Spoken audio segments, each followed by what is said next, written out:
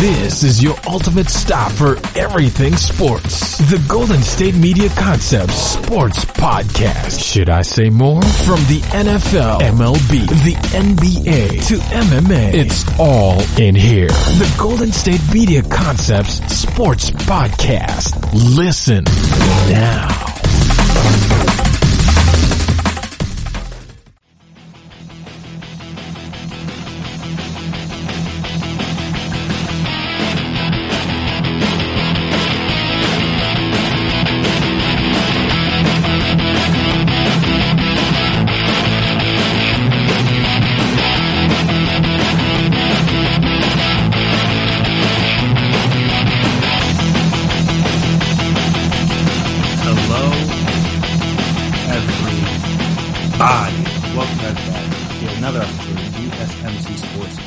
Presented by GSMC Podcast Network. My name is Chris Blades, and before I get started here today, I want to take the time to remind you guys, as always, if you haven't already, and I don't know why you wouldn't, but if you haven't, please subscribe to the podcast. Please make sure you never miss an episode. Make sure you're always on top of when we drop our latest stuff. Also, if you could please as well, give us a 5-star rating or a nice review. Be very appreciated, very helpful. Lots of what you guys like, what you guys dislike, the ways you can improve, all that fun stuff. And also, if you're on social media, we're on social media, so you can find us there. Twitter, Instagram, Facebook. We can talk, we can chat, we can debate, we can discuss. And discussions are officially over when it comes to the MLB owners and the league and the MLB players. Both sides have come to an agreement, and baseball is now officially black. A small golf clap, because again, as we discussed on this podcast, this should have been already happened. They could have had the whole, outside of, I think it's MLS is starting early July, but basically most sports aren't starting up again until like mid to late July. So they could have had most of July to themselves, with obviously NASCAR and PGA Tour events and other like overseas things mixed in. But like in America, from like a major sport perspective, a major team sport at least, baseball could have been the king for a whole month. And they unfortunately squandered that opportunity to end up just agreeing to the deal they basically had set in place in March, in the March 26th meeting they had, which is like the funniest part about all this, is that at the end of the day, they just came back to what they pretty much set in place, almost 3 months ago, going back and forth, debates here, debates there, season's going to happen, season's not going to happen, like people, all this back and forth, just to basically come to the agreement they had 3 months ago. When they could have just, like I said, they could have just had this agreement 3 months ago, and then, like I said, just put the necessary steps in place to get the season back and going in July. Maybe add a few more games, just because, again, we've been starting a month earlier. But I digress. It was not my decision to make. I was not a part of it, but again, I might have handled it a little bit differently. But like I said, if you weren't paying attention, and this is news to you, the Major League Baseball Players Association and the league ironed out the final details Tuesday ahead of a return to play that will see players report to camps by July 1st and play a 60-game season starting July 23rd or 24th in empty ballparks. The last hurdle, an agreement on health and safety protocols, was cleared Tuesday night, some 3+ months after spring training was stopped because of the coronavirus. All remaining issues have been resolved and players are reporting to training camps. The union tweeted Tuesday night, which, in fairness, that's not that surprising. Before, I guess, the most recent offer that the players rejected, they told them when and where. They said, look, you guys seem to not be negotiating in good faith. I guess that's up to interpretation. We weren't in the meeting, so we don't know. That's just what the players' side seemed to say. Like, all right, cool, just tell us when and where. So, not surprising that now that they know the when and the where, not everybody, but most of the players will be ready to show up. Though it is just kind of a quick turnaround, because it's now, they're hearing this on the 24th. And I'm saying, we're basically giving them, a week to be like, all right, you guys have a week to report. Which is, that's a separate point. But whatever. So, yeah, the regular season schedule, back to the details. The regular season schedule will feature both divisional and interleague play. Teams will play within their corresponding geographical divisions to lessen travel. The league said the majority of teams are expected to conduct preseason training in their home cities. Each team will play 10 games against each of its 4 division rivals and 4 games against each of the 5 clubs in the corresponding division in the other league, according to details obtained by the Associated Press. So basically, we're talking about the East, guys on the East Coast. So if you're talking about the say you're just taking the NL East, for example. So they will play 40 games against each other. Then they will play, like I said, 5 games. Oh wait, hold on. Let me make sure I did that math right. You need 10 games against each, and then 4 games. Okay, it's not 5, because obviously there's 5 teams in the other division. So then 4 games against, so then in the AL East, you got 4 games against the Yankees, 4 games against the Red Sox, 4 games against the Rays, 4 games against the Blue Jays, even though they have to iron that out, because I don't know if they have their plan in place for what they're going to do in Toronto just yet, because obviously it's a different country. And I wouldn't want people traveling from America right now. No offense to us Americans here, but the way we've handled it, I'd be putting a travel ban on people coming in from America if I were in charge of a country. So there was that. So yeah, that they'll have to figure that part out, because again, when you have a team that's in a different country, that there's things become a little bit more tricky, you could say. So them and then the Orioles are the last team. So makes sense. Then again, you just go through the different divisions and it works from there. Also, each team is scheduled to make only one trip to each city it visits during the MLB's shortest season since 1878, a schedule of such brevity that some fans might question the legitimacy of the records. I mean, we kind of talked about that a little while ago, just how much people will care. And if there should even be awards, I don't think there should be. It's weird. How do you give an MVP for a 60-game season when the season is normally 162? Now, you could say that it will allow the season to be more entertaining because all the games are going to be more important, and we'll get to that in a little bit. But so yeah, the Yankees and the Dodgers reopened as 7-2 favorites to win the World Series title, according to Caesars Sportsbook. Houston Astros are third favorites at 11-1. Major League Baseball is thrilled to announce that the 2020 season is on the horizon, and MLB Commissioner Rob Manfred said in a statement, "We have provided the Players Association with a schedule to play 60 games and are excited to provide our great fans with baseball again soon." Obviously, Tuesday marked the end of lengthy discussions and contentious, you could say, between the two. Also, it remains to be seen which players will report to work. Harvest individuals are allowed to opt out and still receive salary and service time, but others who sit out will get neither money nor service credit needed to be eligible for free agency and salary arbitration. And additionally, the 60-game season could serve as a buffer against the grievance by the MLBPA, which, in the case of potential implementation, has expected to charge the league with not fulfilling its duty to complete a full season as possible. The league could file a grievance against the union as well. Under the imposed season, players will receive the full prorated share of their salaries, or about 37% of their full salaries, and $1.5 billion in total. Postseason will be made 10 teams. Players will not receive forgiveness on the $170 million salary advance they received as part of the March agreement, and will get no money from the postseason. Players didn't agree to wear on-field microphones, and teams will not wear advertising patches on their uniform.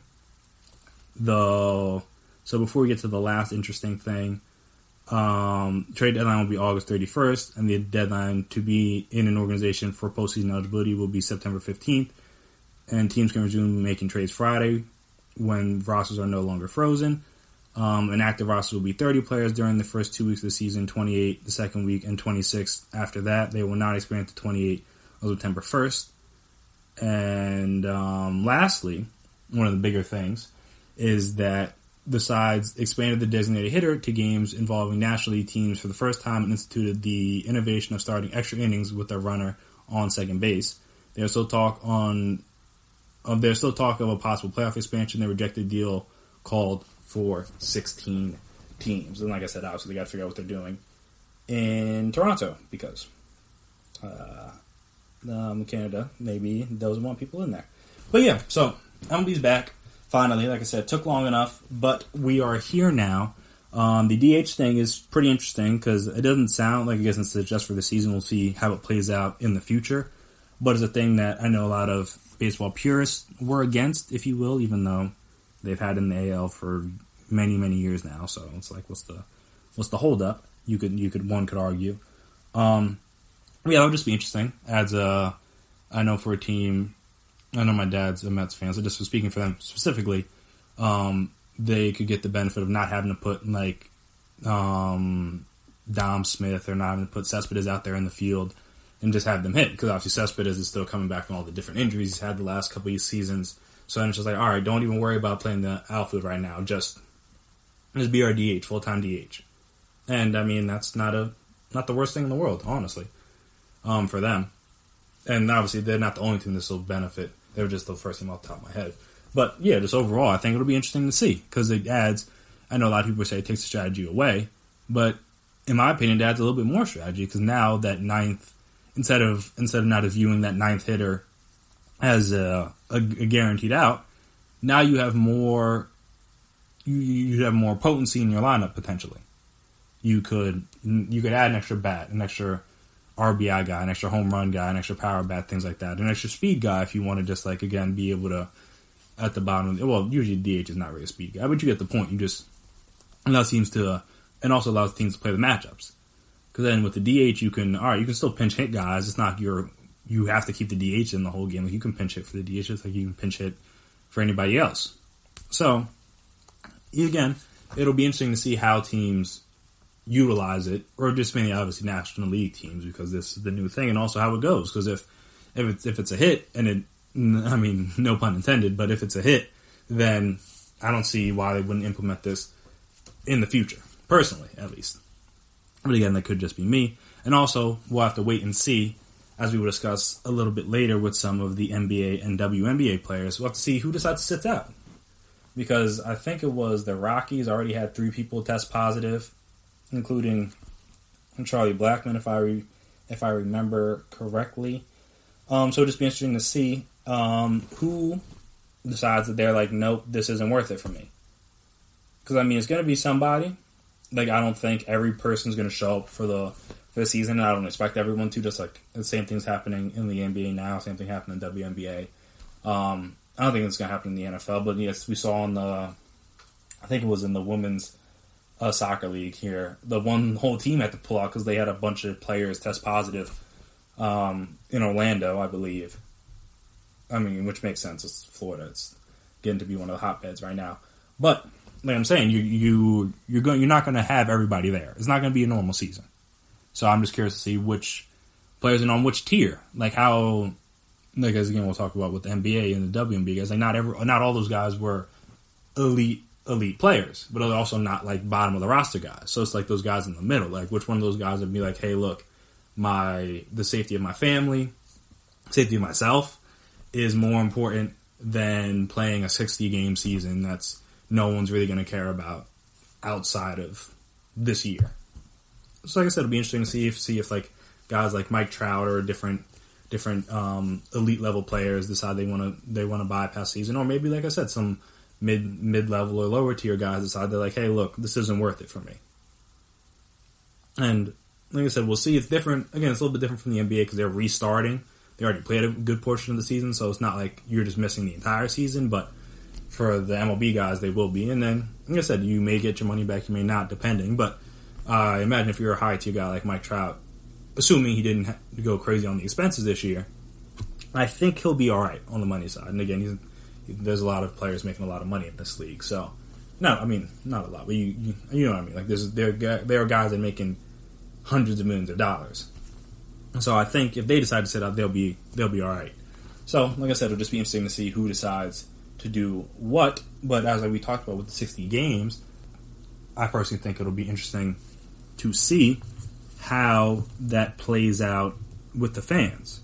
In terms of, like, again, normally baseball is, like, kind of slow and monotonous and the season's kind of long and no one really cares until, like, September, all that stuff. But now, with only 60 games, and with everything packed so tightly together, each game's gonna matter that much more, and that's gonna be an interesting thing. Is that like, all right, how does that work? How is it? And not how is it gonna work? Obviously, we know how it's gonna work, but like, how much more excitement does that bring to each game? Because normally, when you have a game, just a random game in April or May, like again, if you lose, it's not like that big of a deal. But now, with only 60 games, and most of them within your own division, so that's the people you're competing with, firstly, to get into the playoffs, obviously, if you win your division, you guarantee a spot, as opposed to having to go through the wild card. And especially with no guarantee of expanded playoffs this year, it'd be interesting to see, again, how fans react to that. Because I know it brings excitement to football with only 16 games, and like literally every game seems to matter. Similar thing with basketball, even though it's not as crazy as football, just because the season's still 82 games. It's a lot longer. But again, it's half of an MLB season. So again, you have more excitement there, and you can start the excitement a little bit sooner. Normally right around, like I said, Christmas is usually when people start to pick it up, and then you have like 4 more months of the season, and people are really locked in. But now with 60 games, you basically have to be on it from the jump, both as a player and as a fan. Like, you have to be tuned in, because you can't just come in like September, because then by then the season's basically, you kind of have an idea of where you're going to be at by then, or you will potentially have an idea of where you're going to be at by then. You know if you got off to a good start, know if you got off to a bad start, see if you have room to make things up, stuff like that. So I think that'd be interesting, and that may be a way to try to get people to tune in. Just the fact that like everything's going to have to be 100 miles per hour from the jump. Just because, again, with so few games compared to other seasons, you're going to have to be, if you want a chance to make the playoffs, because not every team's in contention for that, but if you want to have a chance to make the playoffs, you're going to have to be on top of it from the get-go.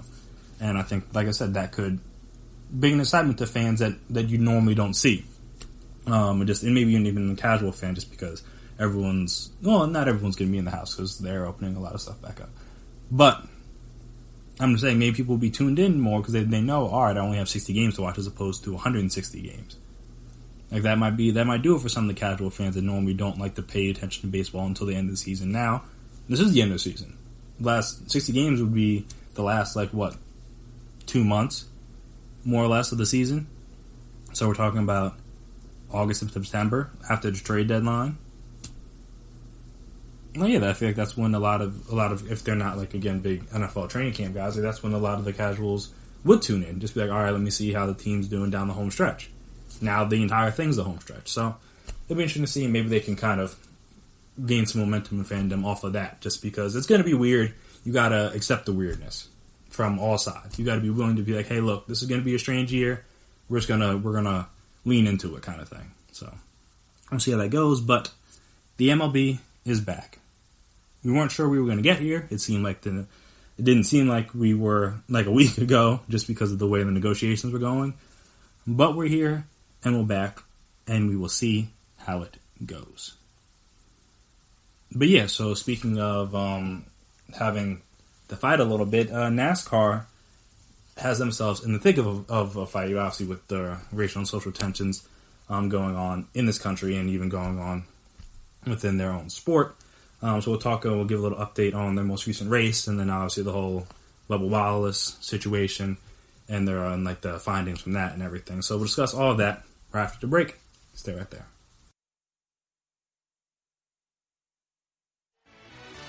Are you looking for the very best NFL and college football podcast? Then check out the GSMC Football Podcast. Get the latest football news both on and off the field. From the NFL Draft to trades to the rumor mill to the NFL Combines. They got you covered. That's GSMCpodcast.com/football-podcast. Get updates on college rivalries, game day insights, and much, much more. It's football talk the way you want it. This show eats, sleeps, and breathes football. Don't forget to like them on Facebook and follow them on Twitter. Visit GSMCpodcast.com for more info.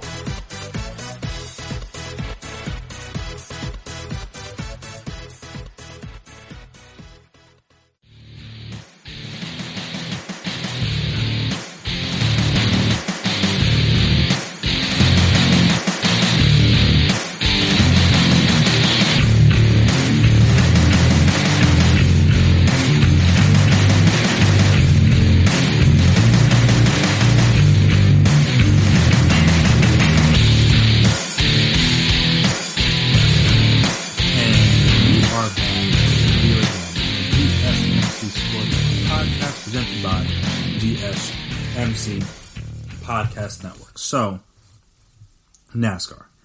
I know, and if you are, I don't want to say a diehard per se, but if you're just a fan of NASCAR, I honestly believe that there's very little chance you thought you'd be getting this much airtime on a sports podcast. But as one of the few things going on right now, it would be remiss if I didn't talk about it. And obviously, there's been a lot to talk about, so there is that. But yeah, so backtracking before we get to the new findings today, just to kind of just chronicle how we got to this point. So I think it was sometime over the weekend, because I know the race was Monday. So sometime over the weekend, I think it was Sunday, Saturday. Don't know the exact day. I'm pretty sure it was Sunday, though.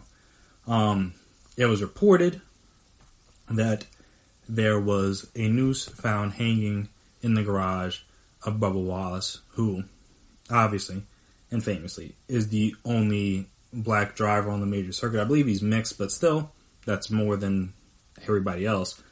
So there is that. Again, he didn't see it, which is a very important point when we get to what happened Tuesday, and the findings that came from it on Tuesday. But yeah, it's like he didn't see it. It was someone on his team, someone on his crew or whatever saw it in the garage, reported it to like NASCAR and whoever, and then it ended up getting back to Wallace, and he heard about it, and then like he put out a statement, and then everything happened from there. Then NASCAR comes out, has a cool moment where all the people are like marching beside him as he drives along for the race in Talladega, which is again, don't correct me if I'm wrong. Well, I guess between that and Daytona, I know those are probably like the two most famous racetracks. I feel like Talladega might be their biggest. I could, again, correct me if I'm wrong. This also was coming off the heels of their very recent Confederate flag ban, which obviously Bubba Wallace was all in favor of. But yeah, so just like the timing of it was kind of peculiar, because it was like, whoa, okay, that seems like kind of fast, like fast retaliation. Like the guy talks outwardly about that one in the Confederate flag ban, it's banned, and then now the next week or 2 weeks later, however long it may have been, all right, they found us in the garage. That was a little crazy. But yes, then it allowed, I don't say it allowed, but it gave NASCAR the opportunity to have a good moment for them publicly, and also kind of just show that they're going to be in this fight with Bubba. Because that's what, at the end of the day, that's what's most important. They've came out with the stance very strong and staunchly against racism and against what's going on in this country from a social perspective, and the systematic oppression and systematic racism of black people and people of color in this country. So, like I said, they were very strongly, they spoke very strongly against that. So now, when the time comes, they have to back that up, because you can't, like I said, it sounds good when you say it or you put it in a statement or whatever some of these companies have done, but then you see stories come out about them when push comes to shove. They're like, oh, their practices within their own company do not back up the words that they put out, or the actions from their company do not back up the words they put out. So then you just like, all right, you look at them a little bit more funny in the light. So NASCAR has had the opportunity, and has taken that opportunity to, when the time comes, they have to step up to the plate, and they have so far. Obviously, that was a cool moment from there. Then the race was very entertaining. It was like very close until the very end. I forget, it was Blandy? Ryan, I believe his name's Ryan Blandy. I don't want to get his name wrong, but I believe it is Blaney, excuse me. Ryan Blaney beat Stenhouse Jr. like barely. It was very close to the end. I know for a little bit there, towards the end, Bubba Wallace did have the lead. We just ran out of gas, so that was unfortunate. He ended up finishing 14th, which I believe was his highest ever finish on this level of the circuit. So, again, kudos to him for that. And then obviously the cool moment with the interview, and then before the interview, dapping up all the young children, a lot of African American children, which, if you said a month ago that there was going to be a lot of young African Americans and I Can't Breathe and Black Lives Matter t-shirts, not that all of them wearing that, but I know at least one of the people I could see had a Black Lives Matter t-shirt, and they're dapping up the one black, even if he's like mixed, I believe, but the one black driver at Talladega, one of the most famous speedways I believe it's in Alabama. Correct me if I'm wrong about that. But yeah, you wouldn't believe it. You're just like, that's not happening. And then, like I said, it just provided a cool moment because that's what the future of NASCAR from a fan perspective could be. And that's why I think they've come out so strong in their condemnation of the actions that are going on in the country currently, just because they've realized that, like, all right, this is a chance to build or begin to build a new fan base. A fan base that knew very little about NASCAR, a fan base that cared very little about NASCAR, but now, like, I know a lot of the people on my timeline, at least, and who are none of them who cared about NASCAR even a little bit before, like I said, before a month ago, or maybe even most of them probably didn't even know who Bubba Wallace was a month ago. And they were out there watching the race, seeing if he would win. And like I said, that's kind of what I imagine from a higher up perspective. That's what NASCAR wants. So they want more fans, more eyes, more viewership. And again, maybe it helps that there's nothing else going on, because it probably does. But at the same time, they've done things to garner support from a different demographic than the ones that they normally had or normally perceived. I don't know. I'm not going to say everybody that watches NASCAR, supports NASCAR, is racist, but then you did see some of the things with the people outside with the flag, and then the flag flying over the track before their race and stuff like that. So again, they weren't really strong against us before right now, which is a separate point, but they are now trying to get a different kind of fan base into their event, a more inclusive fan base into their events, even though, again, you don't have that many fans. But you get the point, just a more inclusive fan base in general. And like I said, they took that opportunity and seized it, at least for this most recent week, or most recent race. Again, don't know if that, they did have a lot to do with the news situation, but the people that were there, they were going before that happened. So those young kids that were there supporting Bubba, and like I said, dapping up Bubba before he starts his interview, like that could be a part of the future of NASCAR, like I said, from a fan base perspective. Because, everybody wants to get younger. Everyone's trying to attract a younger crowd, a more diverse crowd, because that's how you're going to be able to build and grow your sport. That's the reason why many people say baseball is dying, quote unquote, just because their fan base is not only very regional, but also kind of old. It's like, I think it's like mainly, it's like in the 40s or 50s, that's like the average fan age, and that's, you're not going to survive like that, because again, those guys are going to get older, and you need to have, we have source like the NBA partnering with TikTok, or not partnering, but just like inviting TikTok people to All-Star Weekend, and the NFL, just the NFL, are going to be big regardless. But like I said, you have them where they have a little bit more of a younger demographic, and you see how it helps them. So NASCAR trying to build that.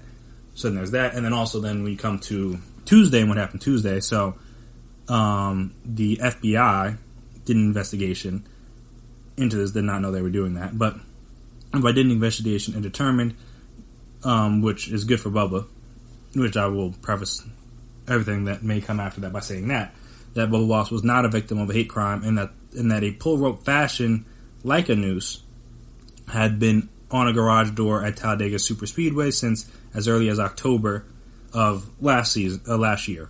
NASCAR said Tuesday the FBI concludes and photographic evidence confirms that the garage door pull rope fashioned like a noose had been positioned there since as early as last fall. NASCAR said in a statement this was obviously well before the 43 team's arrival and garage assignment. Obviously you can read their statement and different things on that. But so when that came down, that sent a whole new shockwave through social media, at least on my Twitter. Because then you had one demographic saying like, see, told you it was a hoax, blah, blah, blah, Bubba was lying, all this other stuff, condemning him, which, again, was unfair. For one, because you shouldn't be, but again, everyone should be thankful that there wasn't hate crime committed. That's first and foremost. We shouldn't be like overly joyous in the fact that there wasn't, like, again, you can, it's hard to exactly say, but it's like people were taking like great joy in condemning Bubba Wallace for lying or NASCAR for lying, when again Bubba Wallace is not the one that saw it. He's not the one that even brought it up. NASCAR brought it to his attention, from my knowledge. They heard about it from one of his crew members, and then again they relayed the message to him. So again, people were calling Bubba Watts and saying it was a hoax, or comparing him to Jussie Smollett, who obviously famously faked the hate crime. I think it was sometime early last year. I don't remember. It's this year's felt so long I forget like exactly when events happened now. Even though, as pointed out, he probably could have got away with it this year. He might have been able to trick some people because it's just like, who knows what's going on. But that's a different story, because that was, you could, if you just read the details, you knew that was a lie. And again, not that this necessarily was a lie, because they saw a rope fashioned in what could be perceived as a noose. Obviously, no one was hanging from it, luckily. But also, this is on the heels of, if you've noticed around the country, a lot of African American, especially males, have been found hanging from trees in the last 2 weeks, and what have been deemed as suicides. But again, there's more investigations to be done. So yeah, just off the heels of that, you're just already, if you're a black person, you're already on edge about that. And then obviously you know Bubba Wallace's comments and everything that he said. So that was unfortunate for him to now be thrown under the bus in that regard, because again, it wasn't on him. Then you had the whole other side that was talking about whoa, hold on. One, why since when did the garage doors have rope pulls? That was one of my first things. I was like, that was kind of weird, because normally I've seen garage doors, most of them have a metal, they have a metal string, or not string, but a metal thing that you can pull on to if the garage door isn't mechanical. And again, why does, I don't think NASCAR is making such a norm that they can't afford mechanical doors where you don't need a rope, but that's a separate point. Two, why is that the rope pull natural pattern? There's a lot of ways to tie knots, from my understanding. I wasn't a Boy Scout. I don't know too much about tying knots, but there seems to be a lot of different ways to do it. Why that specific way, in which it could even be perceived as that, is beyond me. Why is that necessary to do? And why was it hanging? If that's a thing, because I know they try to show other pictures, oh, at Talladega, this is just what happens. And I'm like, that's an issue. Why have we not figured out another knot to tie? Why do we always have to fashion them to look like nooses? That's a weird thing to continue to have happen. Even if it is common or whatever at Talladega, why is that common? Just don't do that. Again, there's a lot of knots you could tie in order to pull things down. But whatever. So that was number two. And then number three, and this is so common, common enough that it was left there since October, for again, almost half a year now. How did no one know that before, literally just now? No one could have spoke up, no one could have vouched for it, no one could have said oh yeah, this is the rope pull that we use. No one said that. Again, the race that happened, and then the race was the next day. In between then, you could have been oh, NASCAR could have brought a statement oh, this is how we tie. This is how we use the doors have ropes and things like that. And also, I have two more things. So, fourth, why, if this is so common, how did this crew member not know that? Again, Bubba Wallace is a newer driver, but I don't think everyone on his pit crew or on his team is new. So, if it's such a common thing, how did no one on his team know that? That's, again, a little peculiar to me. And also, I know that there are other photos of it happening over the course of different races at Talladega. But I think NASCAR said in a subsequent statement that that was the only one that looked like that out of all the garages. So I'm like, that's a little interesting. Because whether or not that's a common rope pull or whatever, the other ones didn't have that. According to NASCAR, again, we'll see if that comes up to be true or not. But according to NASCAR, in a statement that I saw tweeted out, that's what it said. And I'm like, if that is in fact true, then why is that the case? How did it just so happen, of all the garages the guy could have been put in, the one with the black driver happened to have the rope still hanging like that? I'm just saying, all of it, everything around that sounds fishy. A little bit, not a lot, just a little bit. This is, again, there's a lot more questions now than even you had before. Because before we just thought, again, you're happy it's not a hate crime, which is, again, that's the baseline. Because that's the last thing you would want. But there's so many now questions from the NASCAR side, like how... And again, I went through 5 different points that weren't there before this information came out. Before this information came out earlier Tuesday. Like, how do I have more questions after the solution than I had or after the resolution than I had before the resolution? Yeah, that shouldn't be. Like I said, now I got a lot of questions for, like, again, the way NASCAR does things a little bit, and also just how no one knew that.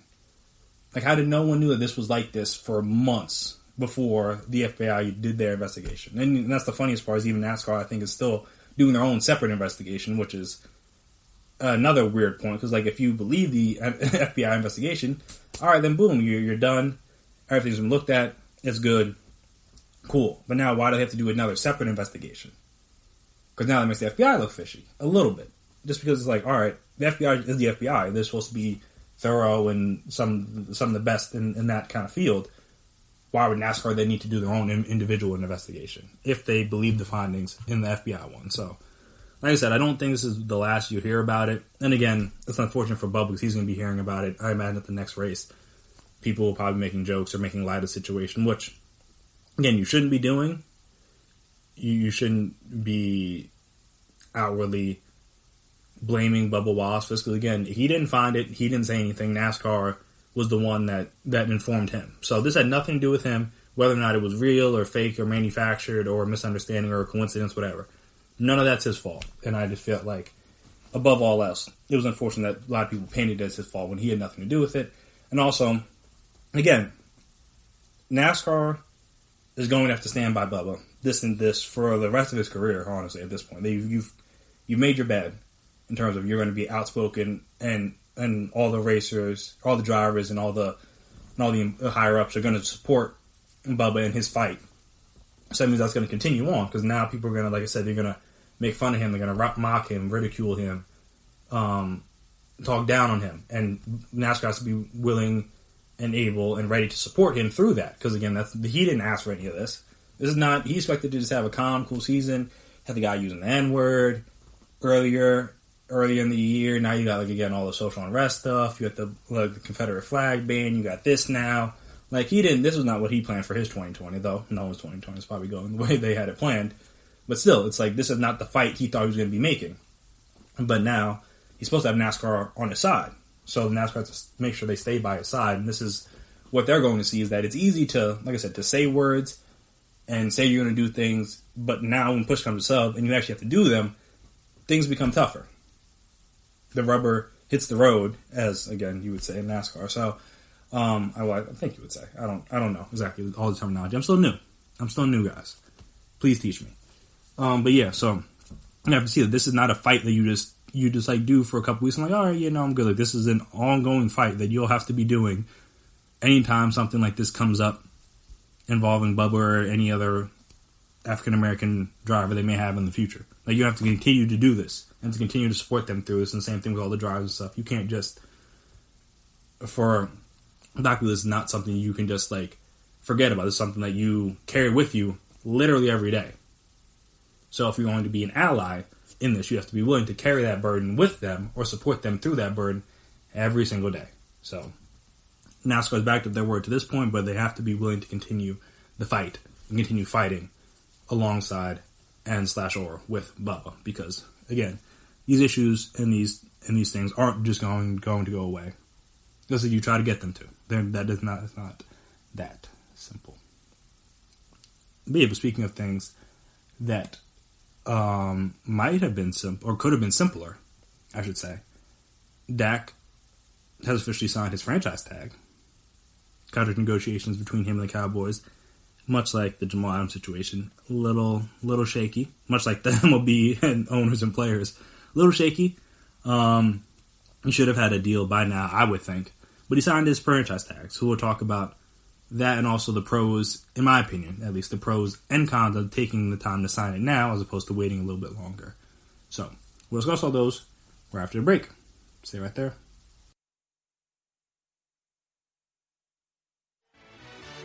Check out the show that's built on the MMA. From the UFC to extreme cage fighting, they got the fights covered. Check out the GSMC MMA podcast. Get the latest news on past or upcoming fights. Join us as we talk to and about some of the biggest names in the MMA, past, present, and future. When it's the fight game, there's just one show to check out. GSMCpodcast.com/MMA-podcast. Don't forget to like them on Facebook and follow them on Twitter. Visit GSMCpodcast.com for more info.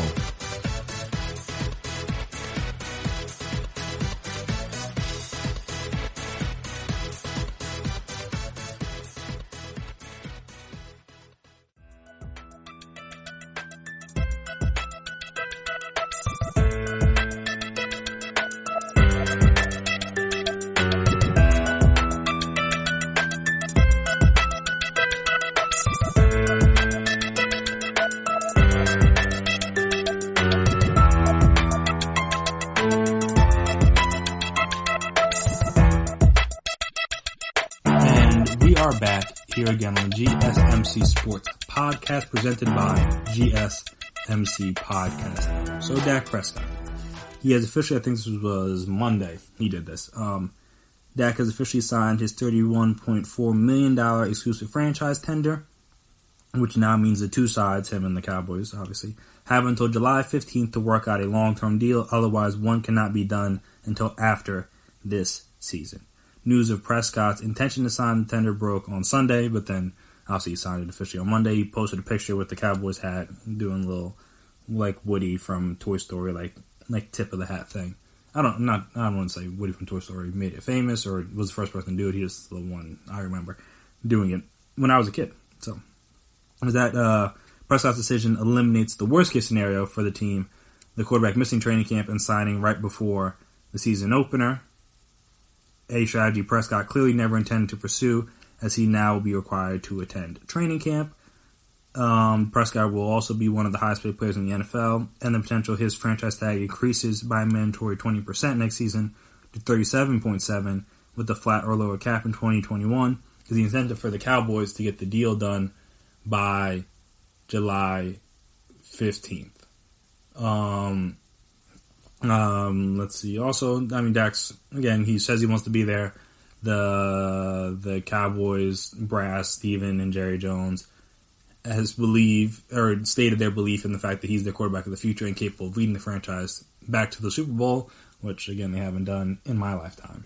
Haven't even been to the NFC Championship game in my lifetime, if I remember correctly. I forget when the last Super Bowl was, but I don't think I've seen one in my lifetime. I was born in May. So, I don't think at no point in my life they've ever been good enough to even get the NFC Championship game, which is sad for them, but funny for everybody else. So, yeah. Dak. I mean, good for him. Got his money. But, in my opinion, could handle things a little bit better. So, as I said, the pros and the cons. So, first we start with the pros. Pro, got your money. With the Rona and everything that's going on, and everything that could happen even to the salary cap this year if there's a shortened season, or like there's no fans, different things. Who knows how much revenue that will cost the league. So, like I said, if you didn't sign this or you waited till closer to the season, then who knows if they might, I don't know when you could, or I don't know if they're past the point you could have rescinded it if you're the Cowboys. But, again, if you wait a little longer to sign, now they're like, we're going to lose money. I don't know if we can afford this. And then that could potentially lead into next year, but they couldn't afford it. So, from his perspective, get the money. So, he got, like I said, he got his money, and he had to, I don't say he had to do it, but, like I said, when there's a lot of money to be lost in all of this, if there's an opportunity for you to get $30 million, you take $30 million. That is just something I would do, so I can't blame him in that regard for being willing to take the money. So that's one pro. Excuse me. The other pro, this is more so... No, I guess that's really the only pro, in my opinion. For Dak, the only other pros are pros for the Cowboys. Like I said, they got the deal done, so now they have more time to negotiate, also, so blah, blah, blah. I don't really think other than, I guess, being a good leader and showing good faith. I guess that's the only other pro for Dak is showing good faith. So then you would think, all right, I've been loyal to you to a degree, so then that means you can be loyal to me and in turn give me the contract in which I feel like I have earned and I deserve from his perspective. Because again, even though they haven't went to an NFC Championship game, haven't won a World Series. Wow. Too much baseball talk. They haven't won a Super Bowl. They have won the division twice. Dak put up the second highest passing yards in the league, I believe. Had a great season. One of the best statistical seasons in the league. Last season, obviously, the best of his career. So he's improving. He's getting better. He's doing what he needs to do. Again, he's signing the contract, signing the franchise tag, showing good faith. So I would think hopefully some of that would warrant something from the Cowboys side, which maybe will, maybe won't. They have, I think, what was it, about 22 days between now and between now and July 15th to get the deal done. So I guess that's the only other pro. And when you go to the cons for Dak, in my opinion, the biggest one is now you lost all leverage. Because as the Cowboys have shown, with the fact they haven't given him a contract extension yet, they're not really in a rush to do it. Not to say they won't get one done by July 15th, because it's still a possibility. And who knows, honestly. But they didn't get it done last offseason when Wentz and Goff both got paid. They haven't done it at this point this season, or this offseason, now being the end of June, wow. And he still hasn't gotten paid yet. I mean, they didn't do it with Zeke until he held out. They didn't give Amari a new contract until after the season. They didn't give DeMarcus Lawrence a new contract until after he threatened to hold out. And, well, he not only did he threaten, but he also said he was going to postpone getting his surgery, which he did. So that was another incentive just to get that surgery done, because they knew they were going to want to have him back. Also, he wouldn't sign the franchise tag again, stuff like that. So, from his perspective, that him being Dak, he lost all that leverage. Now they're like, all right, we have you under contract for next season. Look, if you don't meet our demands, we'll just do this all again next year. That works for us. We can see how you perform. Again, if you're good for us and win a Super Bowl, great. If you don't, no sweat. You're only here on a 1-year deal. And also, this allows them to see how the Rona impacts the future. Because if they sign into a long-term deal, and then next thing you know, the cap drops $40 million or something crazy, then now they have to gut their team because they can't afford to pay most of their guys. But if they wait and see with Dak, then you can see, like, all right, what's the salary cap going to be at next year? And then that could allow them to kind of budget for that properly. And then again, quarterbacks will still get the most money, but it will allow them not to have to overspend, because now they're like, look, Dak, see, salary cap is low, like we can't afford that. And like I said, even though Jerry Jones and I imagine the Jones family could afford anything, because the Cowboys are probably, if not them, the Yankees, the most. No, I think they have the highest. Like, again, net worth isn't necessarily, or value isn't necessarily how much the owners have in terms of money, but I believe they have the highest value of any sports franchise. So at least in America, I don't know about overseas, but at least in America they do. Because I think it's between them and the Yankees. So you know that the Cowboys generally aren't hurting for money, so they can afford to pay him. They're just choosing not to. And like I said, with him not threatening to hold out, and again, that's just not, doesn't seem like that's his style, which, again, to each their own. But in my opinion, if you want them to take you serious, or your demand seriously, as in this is just not for quarterbacks or not just for Dak, it's for football players in general, especially in the NFL. As we've seen this with Jamal Adams, where he's like, look, if you don't want to pay me, then just trade me. Not to say that he wants to leave the Jets per se, but it's just like, look, I'm not just going to go around and be treated like this. Like, if you want me to be a part of your team, then show me. If you don't, then again, let somebody else show me. And I think that's, and not to say that Dak should have demanded a trade, because I don't think that was ever going to happen. But again, if he at least threatened to, like, all right, if y'all don't have a new deal, I'm not going to be out there week 1. You can start Andy Dalton, see how that goes for you, and maybe it'll work, maybe it won't. But I'm not going to be out there. Like, I'm not playing. I've played 4 years for pennies, and again, while franchise tag isn't pennies. That's for certain. It's not the long-term stability, especially when now you have the Rona. Zeke already had it. Him and Zeke hang out. Like, you don't...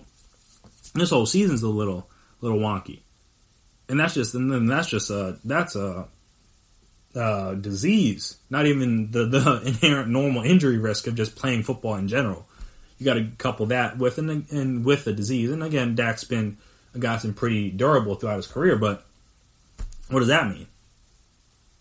All it takes is the run. All it takes is one wrong hit, and then boom, the whole course of your season is changed. And for Dak, he is now no long-term flexibility if he just signed the franchise tag. Again, he got his money, which is definitely a part of it, but he doesn't have, like I said, the long-term guarantees or the long-term stability that you have once you're on a longer-term deal, even though, again, NFL contracts are weird because they're not guaranteed. But that's neither here nor is it there.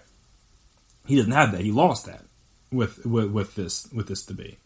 I mean, with signing this tender. So it's just like, now if I'm the Cowboys, I'm like, I have no reason I have personally no incentive to be like, let me cave to his demands. So he already caved to ours. By signing the franchise tag, you caved to what we wanted. Because we could have given you a contract. We chose not to. We're like, we'll put you on the franchise tag and you can play under that.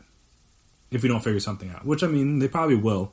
But if we don't, oh well, and you're still on the franchise tag, we still got you for another year. Our situation's good. And you're showing up for training camp, you're not even going to miss nothing. We don't even got to worry about you. You're going to be right there in the huddle, breaking it down. I'm calling the plays first day. So, what rush am I in? And I think that's just the part of the reason. That's my problem with the way Dak and his people played it. Just because now you go into the negotiations from now to the 15th with no leverage. There's no incentive for the Joneses to cave because they're like, you're going to be here. Hey, look, we have a number we're at, you have a number you're at, number of years, whatever. Like, it doesn't really affect me. So, that's my biggest con in this whole thing. It's just the fact that Dak has zero leverage in debates. At least in my opinion. Maybe you guys out there will think a little bit differently, but in my opinion, he has no leverage. It's just like, hey, look, just say or do whatever. We really don't care, honestly. Because we know you're going to be there when training camp hits. So, you could say whatever. You could make all these demands. If we don't want to meet him, we won't meet him. And then, look, you're still going to be here. You're still going to play. We still got our quarterback for this season. Season which we, again, the Cowboys think, as they do every year, that they could get to the Super Bowl. And that's all they really... I'm not saying that's all they care about, but that's the biggest thing they care about, getting to and winning a Super Bowl. So, if Dak's going to be here and they think Dak's going to give them the best chance to do that, all right, cool. Then we'll get back to you in March with contract stuff. Because, I mean, there's no point in doing it now. Like I said, I do think they will eventually get it worked out because it would just be weird if they don't. But if I'm the Cowboys, I have no incentive to, like I said, cave into his demands. You can make all the demands you want. If I don't agree with them, then I'm just not going to do it. Because, again, you've already signed the franchise tag. So, we'll see how that plays out. But, again, salute Dak for getting his money to a degree, because, again, it's only 1 year, and who knows what will happen next year with the Rona and the salary cap and all that stuff. But it's only 1 year, not the type of stability I imagine he was hoping for, but there's a lot more money up front, so gotta take the good with the bad. But, again, there's no reason to not play hardball with them. They can afford it. And there's no benefit for you to telling them, I'm going to do everything right, no matter if you pay me or not. What benefit? What did that do for Dak? Nothing, in my opinion. So that's why I wouldn't have played it that way. But I'm also not in that position. So who am I? And speaking of who, we're going to have to see who's going to be playing in the Disney Invitational, because players are already starting to pull out. You've had a couple pull out. From a couple teams with the NBA, and I think there will be more in the coming days as things get closer and things start to ramp back up, and they begin to test people, and they see people are testing positive and stuff like that. And also, they're not alone. WNBA players are also deciding to, nah, it isn't worth it for different reasons, but they're just like, nah, it's not worth it. So we'll talk about all that and the idea of players sitting out and kind of just how teams are going to have to adapt to that. coming up right after break. So stay right there.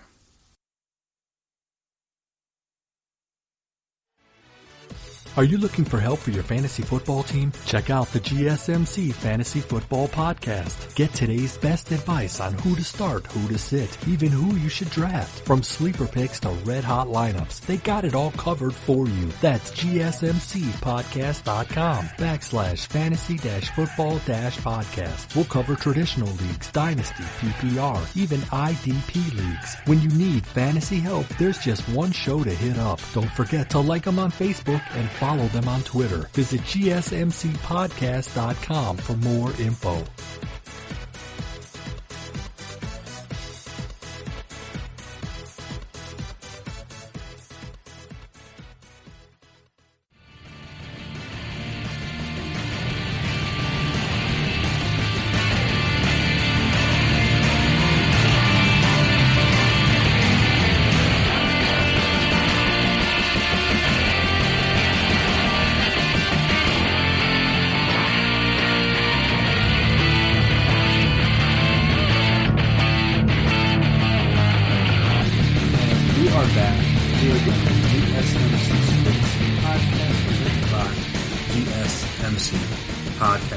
So, players sitting out.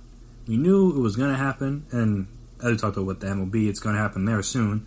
Now that they have everything officially underway, but that doesn't mean it's still surprising when it happens. So, I believe now Avery Bradley is the most recent one. I think he's the third.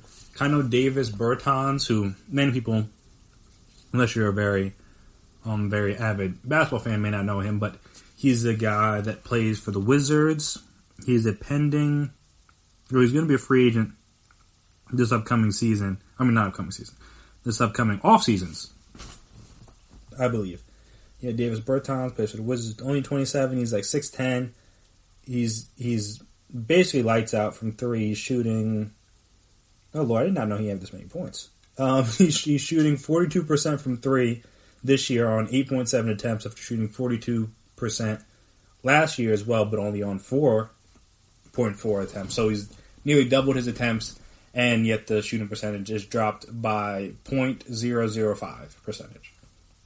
Averaging 15 points a game for the Wizards. 15 points, 4.5 rebounds, and about 30 minutes a game. Mainly coming off the bench, but I mean, that's the numbers they're gonna obviously the Wizards are gonna miss him to a degree, but I mean, they're barely even fighting for a spot. Even though they have to make up, I think, 1.5 games to get into like the little like play-in thing. Obviously, if they want to get to the actual 8 seed, then you gotta do a little bit more than that. But just to get in the little play-in situation, they only have to make up, I think, 1.5 games. So, and supposedly if John Wall's gonna be back, it's not impossible. Not likely, but not impossible. But yeah, so then he was the first one, I think, to sit out. And he's sitting out because of, like, obviously the Rona. And because he's going to be a free agent, there's no reason to risk getting hurt before arguably the biggest free agency, not only of your life, but also one of the biggest free agencies in the history of the NBA, just because of the ramifications if something were to happen and they weren't able to fully finish out the season. In terms of like how much money, I mean, they've already lost a lot of money, but just how much money they continue to lose and how that's going to affect the cap and the free agent market and all that stuff. So, but from his perspective, he's like, look, I've had a great season. I've had a career year. I'm 27 years old.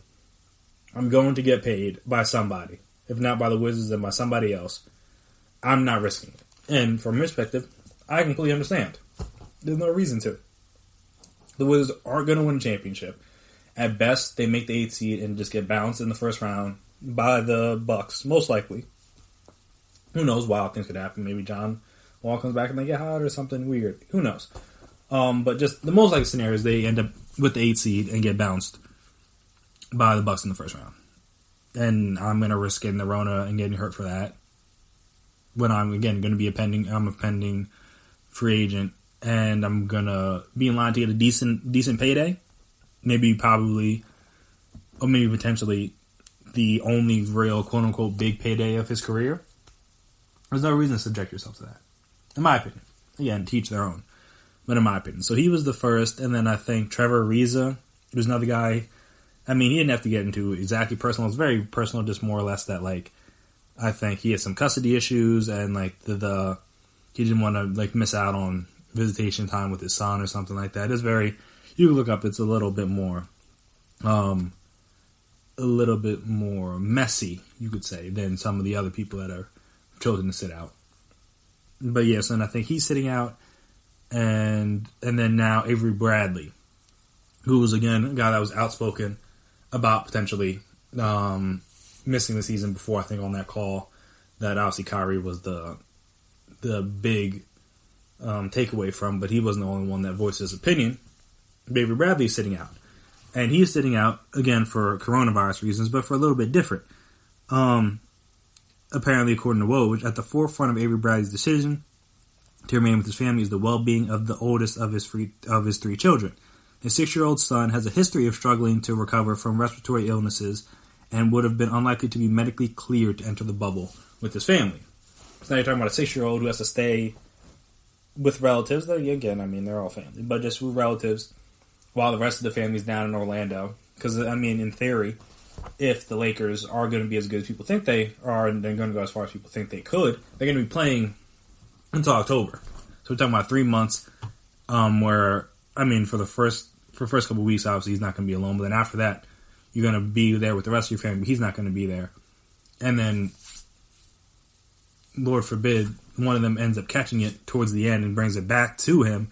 Now, their situation shaking. Also, like I said, or like they Woj said in his tweet, if he's had a history of respiratory illnesses that he's had struggles recovering from, then there's no way you can bring him down into the bubble. Just to be safe, you can. I mean, he should barely be. They're probably taking extra precautions back in LA or wherever they're staying at right now. I'm assuming they're staying in LA, but they're probably taking extra precautions with him because then you don't.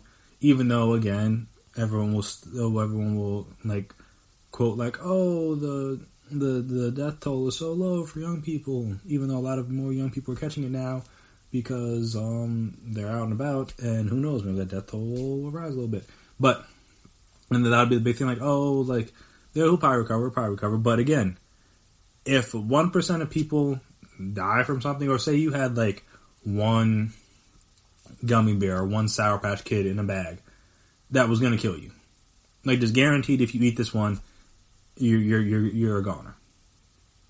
It could be the first one, could be the second one, could be one in the middle, could be the last Sour Patch Kid in the bag. You don't know. But, hey, look, it's going to happen. Would you risk eating that bag? No, you just go and find a safe one that isn't going to kill you. That's the same thing. It's like, all right, do a vast majority of the people that get this disease survive?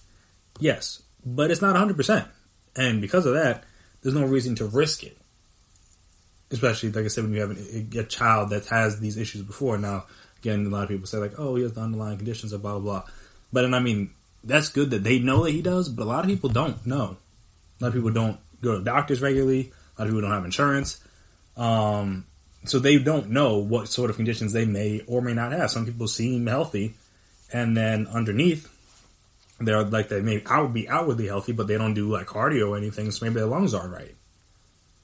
Or maybe they drink a lot, even though they work out, but they drink a lot, so maybe their like kidneys or their liver aren't great. Like, you don't know until, like, again, something happens.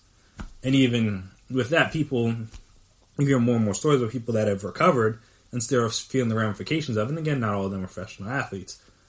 But again, everybody's a little bit different in terms of their recoverability. I don't know if that's a word, but you understand my point. Everybody's a little bit different. So it's like, again, it's not worth the risk. And again, maybe everybody thinks he'll be fine necessarily, but he doesn't want to put his family at risk, and that's commendable. I won't argue with that at all. And I know Dwight's another guy who's talked about not playing. And obviously with Kyrie, even though he's not going to be able to play because he's hurt. But Dwight Howard's another guy we could see potentially drop off, or maybe even some other guys, because as we've seen with more people beginning to test now for players before they head down to Orlando, you saw Jokic test positive. I don't think he was the only Nugget, but I know they was the one that was made public. A couple Suns players test positive. They're expecting to see more people test positive as they continue to test. And that's not including the guys that have already tested positive in the weeks before. I believe I think it was Woj or somebody was tweeting out that like an Western Conference executive or representative was already talking about like they've had a couple guys test positive in the past few weeks and they just didn't like let it out because it was like there's no reason to. Like it's happened. Like people are going to test positive. That's like not an uncommon thing. And that could be like oh, and you'd be like oh it's not worth the risk. And I mean just to touch on Jokic for a little bit, I think he was hanging around Novak Djokovic, and that could be the reason why he caught it. Don't know. Who knows? Maybe Jokic gave it to him. But I know they were at Djokovic was just, Novak was just out there willy-nilly having a good old time, acting like the Rona did not exist, and it was just funny that he caught it. So yeah, it doesn't have much to do with this segment, but I wanted to talk about that because that was just funny. And also, I remember he was one, like, early on, he was like, if they make us get a vaccine, I'm not going to get it. And I'm just like, what? And now he, and I think his wife, who's pregnant, both have it. Or his I don't know if it's his wife, his girlfriend, his partner, whoever. The person who's having one of his children, I believe, has it now too. Oh, while he was in there, like he's having a tournament, he's hugging everybody, dapping everybody up, he's in the club, having a good old time, and then now look at you. Foolishness. But, again, it is what it is. But yeah, no, so I just wanted to talk about some of those guys, and they're not alone. I talked about with the WNBA. They already had, I think, 3 people step down or just choose not to play that I've seen, at least as of this moment. One, Jonquel Jones, most recently, from the Connecticut Sun. She's backing away because of the Rona. She put out a statement, said this is one of the toughest decisions I've made, but the resurgence and unknown aspects of COVID-19 have raised serious health concerns that I do not feel comfortable competing in. I'd like to, like I said, she thanked the Sun and everybody. And she's like a good player. She's averaged 14 and a half and almost 10 rebounds and 2 blocks last season, which was 4th in the WNBA, I believe, with the blocks. She's, again, 26, a young person's pretty much healthy, but you never know. And plus, they're going down to Florida, too. Like, it's different part of Florida than where, than where the NBA is playing in, but it's still in Florida, and Florida's looking crazy right now with the numbers. So you're like, woo, hold on. Let's back up here. We're going into maybe a hotbed very soon. Like that doesn't seem safe. And again, every person's decision is up to them. You can't tell everybody. It's not one size fits all. Every person's decision is a little different. They already had Atlanta Dream guard Renee Montgomery. She announced last week that she was sitting out the season, and I think she was one of the first people in any sport really to say that she wasn't going to play. Though her reason was for the social justice initiatives. Again, she's not in Atlanta. Has been the guy who just most recently killed in the Wendy's parking lot.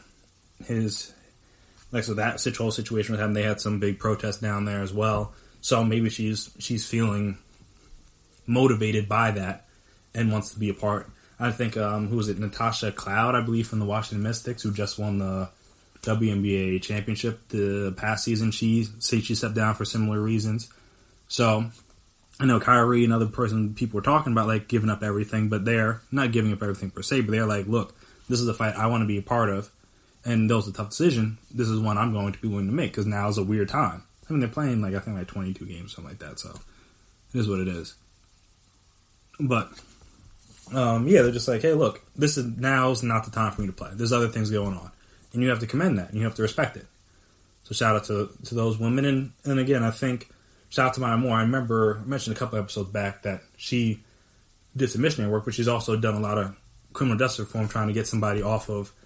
I forget if the guy's on death row or just trying to get somebody out of jail that she believes, and he believes that he was wrongly accused, and trying to get him out and just doing other things with that fight. So she's been taking these steps and fighting for these things even before now. And that's and again, that's the person who's arguably one of the best NBA players of all time, one of the best women's basketball players, period. College, pro, you name it, she's one of the GOATs. And she was prime of her career, just nope, there's better things for me to do. Or bigger things, I don't say better, but bigger things for me to do. And like I said, she stepped away a couple years ago. And now you're seeing these players are doing that for different reasons. But you're seeing now just players are being like, look, if there's something that I feel is more important than playing the game in which I love, I need to be willing to do that. And I will always commend those guys and girls. Well, I guess I say guys and women, because they're not girls. Women, for doing that. Because they don't have to. They could have easily just been like, hey, look, we're going to play it. They're having the season. I'm obligated to play. I'm going to play. And it's like, no. Either it's not safe or there's other things that I could be doing right now. And other things I could be fighting for. And I don't want to take time away from those fights. Because, again, those fights aren't ending, but they need to continue to be fought. If that makes sense. Like, nothing's going to get resolved in this year in terms of, like, police reform or systematic oppression or eradicating some of the core foundations of this country, but the foundation needs to be laid to kind of get these things out, and that's what we've seen in the last month or so. But that is going to continue. It's not. I can't just stop. Today, you saw what LeBron's his voter suppression thing that his initiative he's working on, which again could have been used in Kentucky. Not to say that everyone is paying attention to primaries, but you saw the fact that I think it was they normally had 3,700 polling places and they cut it down to 200 for this. One polling place in a county of 600,000 people, I should say. 600 people, that wouldn't have been so bad. But 600,000. There's videos floating around if they closed the polling place, they have to sign an executive order just to keep the polling places open so people could still vote after they waited in line not all day, but just waited in line for long periods of time to vote. Like, there's a lot of stuff that needs to get done in this country to try to fix the things that are quote unquote wrong. Well, not quote unquote. Very much wrong with this country. There's no quotes in that. Very much wrong. And anybody's willing to fight that, and you're going to miss your season, very commendable. Anyone that's willing to make sure the safety of themselves and their families is a priority, commendable. I will never talk down on any of those people choosing to make those tough decisions, because it's easy for me to say what I would do from a couch in front of a microphone, but for them to actually be out there and do it, always commendable. So shout out to those guys and women. So shout out to everybody that's doing that and everybody that will continue to do that, because like I said, I don't think this is going to be the last of it, though. I think the people have to let them know by most sports they'll have to let them know by the end of the week or whatever, or sometime soon. Like, they're not going to show up at training camp and just be like, I don't feel like playing. Like, you need to let the people know so they can properly adjust. But again, I don't think everybody's going to be the last name we see in any sport. Say like, I'm not doing it this year. So we'll see. And we'll talk about those names as they continue to come up. But since at the very least the NBA season is happening, along with other seasons, the NBA season is happening, I wanted to talk about some of the players who I think specifically have a lot to gain from not only just a championship, but being the finals MVP on that championship team. I think that's a big distinction. Not everybody has a finals MVP. And so I think Steph doesn't, not that he doesn't, not that he needs one, but I'm saying it's a big thing. KD had those last two. It matters a little bit. Not a lot, but it does matter a little bit in terms of legacy-wise. So talk about some of those players that I think have the biggest to gain from this Disney Invitational, even though most people may consider it a joke. It's still getting played, so there still has to be a winner. So we'll talk about all that right after the break. Stay right there.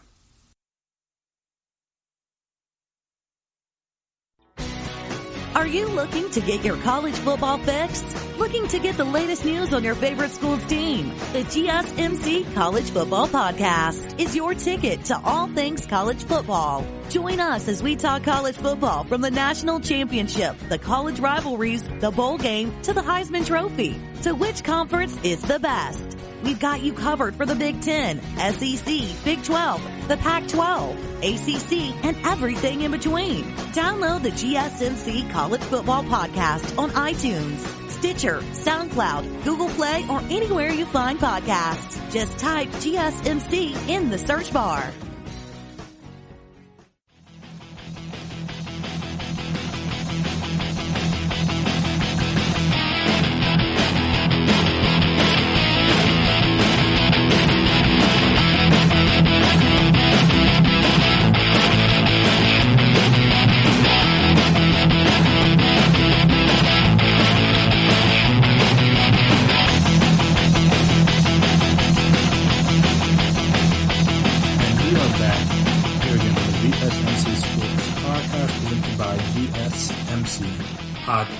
So, I'm leaving out LeBron when I discuss this just because, in my opinion, there's not too much for him to gain from winning a championship, coupled with the Finals MVP. Winning a championship obviously will be big because it'll prove he can do it in the West.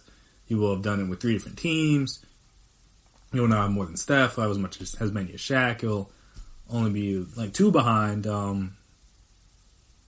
Mike, only 1 behind Kobe. So, in the grand scheme of things, but I mean, at the end of the day, it's not like winning a championship unless he puts on the greatest playoff performance ever. It's not going to catapult him above Michael Jordan in anyone's eyes that doesn't have him there already. So, like, if they think he's number 2, I don't think winning championship, that maybe will get it closer, but that's not going to honestly be like, oh yeah, nah, he's the GOAT. I mean, at the end of the day, he will still be 4-6 in the finals, though. Team sport, not just all on him. Especially that 2018 finals, he was out there basically by himself until J.R. Smith. When J.R. Smith ruined it, at least in Game 1. And funny enough, he may very well be back on a team with him soon because it seems like he's the leading guy to replace Avery Bradley. But that's not the point of this. That's not the point of this topic or this segment. So there's that. But as I was saying, so the players with the biggest to gain, I'm going to go through like 5 or 6 guys that I personally believe would have the most to gain from winning a championship, even though it is the Disney Invitational. It's a glorified AAU tournament. There's no fans. It's all in Florida. It's at the Disney Wild World of Sports. It's in the middle of a pandemic. All that stuff. Is anyone going to remember that in 20 years? Of course they will. Who am I kidding? But it's still going to matter. It's still going to count on people's legacies and careers. Like, whoever wins the championship this year, it's not like they're just going to forget that it happened. They're still going to remember it. It's still going to be, like I said, if LeBron wins 4, he'll still have won 4, even if the circumstances are a little weird. It'll still count for 4.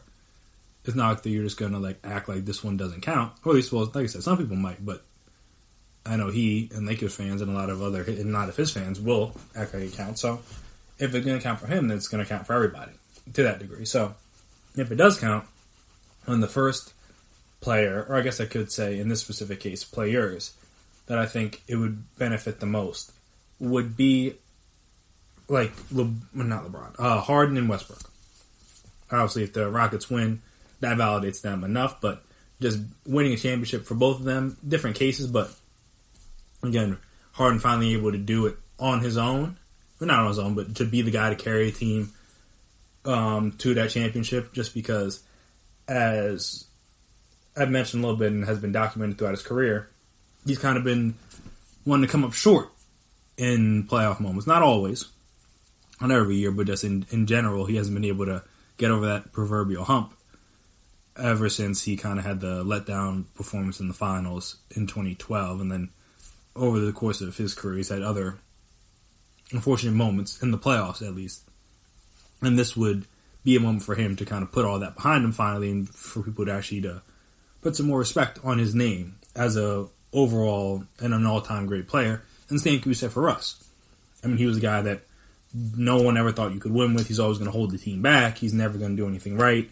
He's the reason why KD left. All those things talking about it with him. But then now you see him this season, once they decided to build the offense around him more or less, as I talked about on earlier podcasts back when the NBA was still going on. In my opinion, they kind of slowly transitioned it, at least offensively, from Harden's team to Russ's team, because Harden was good with Capella. But in order for Russ to maximize his game, he needs to be out there with all shooters. And Capella's not a shooter, so him being out there does nothing for Russ's game. Obviously, he's a good pick and roll option, and that's cool. But just in order to maximize the attacking ability of Russ, you need to go 5 out, which is something many people have been saying for years.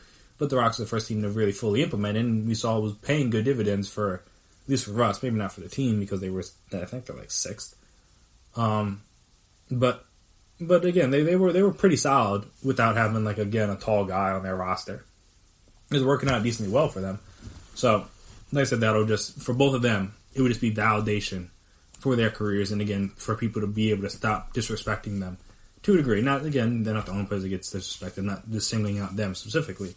But those are 2 guys that when you talk about them, they're always like, they're great, but there's always like a but with them. And when you win a championship, a lot of times that but goes away. Especially when as long as we're not talking about like the GOATs, but the they were not considered, they won't be considered the GOATs at that position even, let alone in the sport. But it would just allow them to finally get that proverbial monkey off their back and show that, like, no, I'm a winning player. I'm a player that you can win a championship with. So, either of those guys, that'd be a good one. The second one, I would say, would probably be Giannis.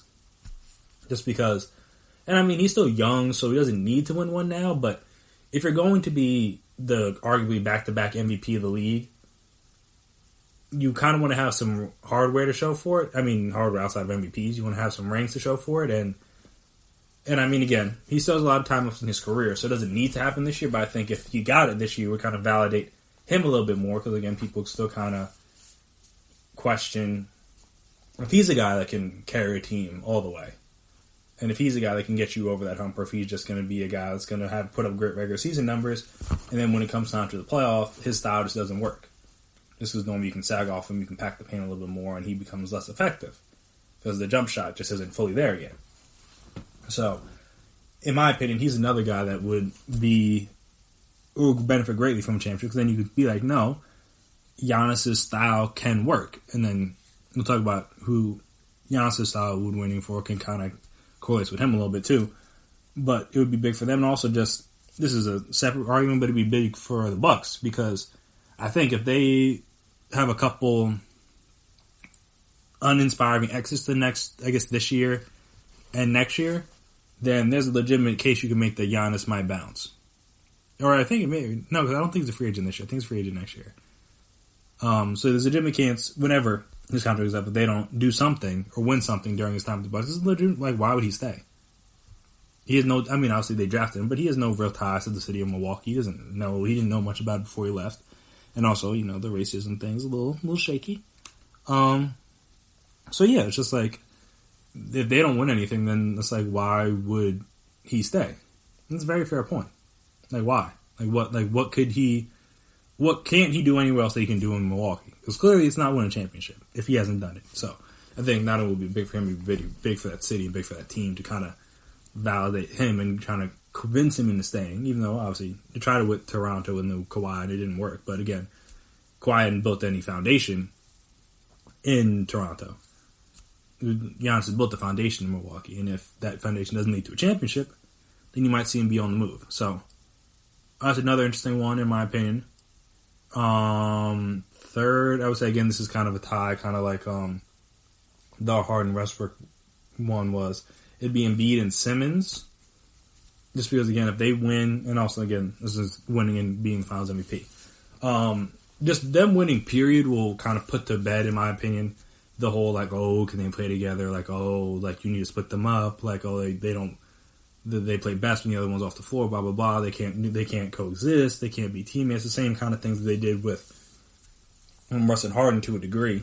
Not Russ and Harden, or Russ and KD to a degree.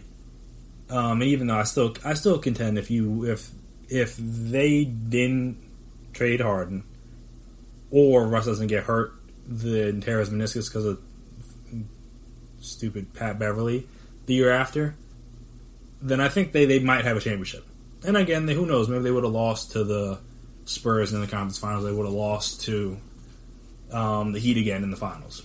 Who knows, honestly? But they were, I think, the best team in the West that year. Excellent point differential. I mean, Kevin Martin was solid for them.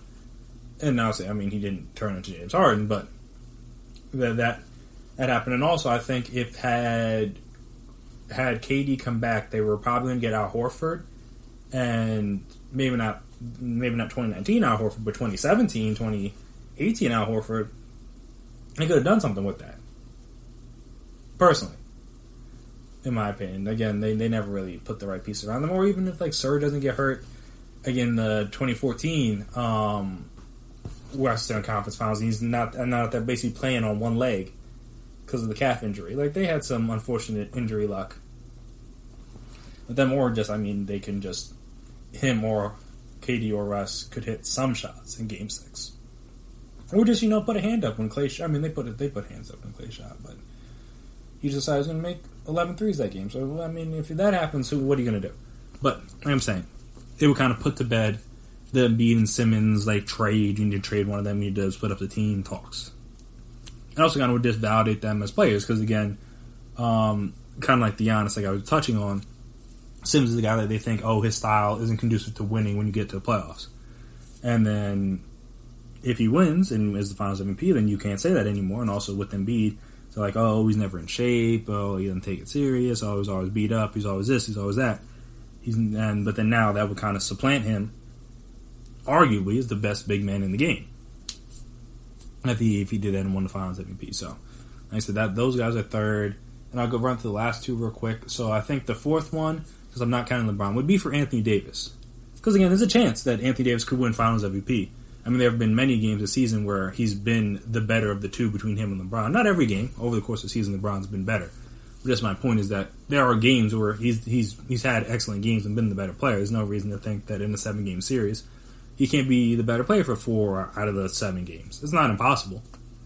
I think for him it would be good just to kind of validate what his potential could have been in New Orleans if they put better pieces around him. Now, again, he wasn't going to have a LeBron ever. I guess, Zion's not going to be LeBron. But he's never going to play with a player probably as good as LeBron. But have they just done a little bit better around him, you could see that, the team could have been something.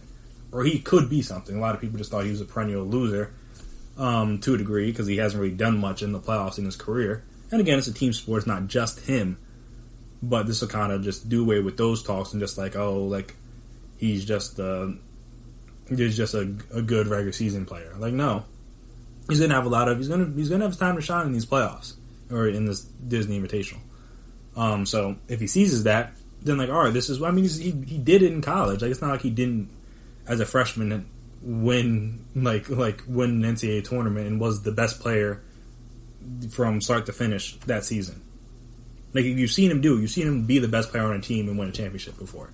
So it's not out of the realm of possibility, but again, that Kentucky team was better equipped to win than the Pelicans were for most of his time there. So it'll just be validation for him personally just to be like, hey, look, it wasn't me, it was them.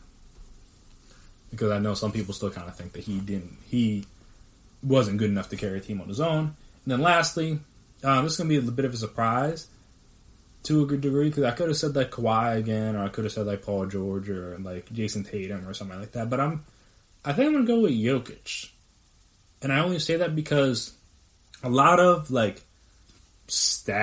analytic heavy basketball fans consider Jokic good, but the average basketball fan, the average just eye test kind of guy, they know he's good, but they don't respect him to that degree. Maybe just, I don't know if it's because he's European or he's a little chubby or whatever. But he doesn't have the level of respect that maybe they should have for a player that's arguably the best center in the league. But now if the Nuggets win, it's probably because of him. Or maybe Jamal Murray or somebody gets hot for a few games. But it's probably going to be because of him, and he's going to be a major driving force for them to get to the championship, even though he does have their own now. So we'll see how that works. But if he did, and he would have to get through, he's going to have to get through the Rockets and Clippers and Lakers at some point. He's going to have to face at least one of those 3 teams, if not multiple of them, if not all of them. It's not impossible. So if I'm saying if that's the case, then you're going to go up against some good teams and some good players, and potentially, maybe not with the Rockets, but with the Lakers. When you go up against Russ and Harden, but with the Lakers, you're going to go up against AD. With the Clippers, you're going to go up against Montrezl Harrell. You're going to go up against good big men in those games, and that's before you can get to the West. Get to the East, where you could go up against an Embiid or a Giannis and the Lopez twins or somebody like that. There are going to be good players he's going to have to get through to win a championship, a la a Dirk. So if he's able to do that, then I think that cements him into a bigger discussion overall in the league. Because, like I said, I don't know if enough guys have their proper level of respect for him. Whether warranted or not, because, again, he hasn't really done much. But if he was to do that and then, like I said, lead the team to a championship and be the Finals MVP, that's a big feather in his cap, personally. So I think he's another guy that I think, so those are the 5 to, I guess, technically 7 players that have, in my opinion, the most to gain from winning a championship, even if it's a weird championship. Like I said, it's still going to count to them, so might as well go out and try to win it. Speaking of AD, there was a recent, I think it was Bleacher Report, put out their top 10, or I think it was they were just ranking the top number 1 picks in the last 20 years, so from 2000 on. And their list, in my opinion, you know how I've had my discrepancies with lists on this podcast, but theirs was another that was a little shaky, in my opinion. So we'll discuss their list and their top 10, and I'll try to reconfigure it. Maybe not go the full 10, but at least reconfigure the top 5, because they made some errors, in my opinion. So we'll discuss those right after the break. Stay right there. Check out the show built around the women of MMA. From the UFC, Invicta FC, Bellator, and One Championship. We got the fights covered. It's the Golden State Media Concepts Women's MMA Podcast. The latest news of upcoming fights, discussions of previous matches. Join us as we talk to and about the biggest names in women's mixed martial arts. Past, present, and future. When it's the women's fight game, you know where to listen to. The Golden State Media Concepts Women's MMA Podcast.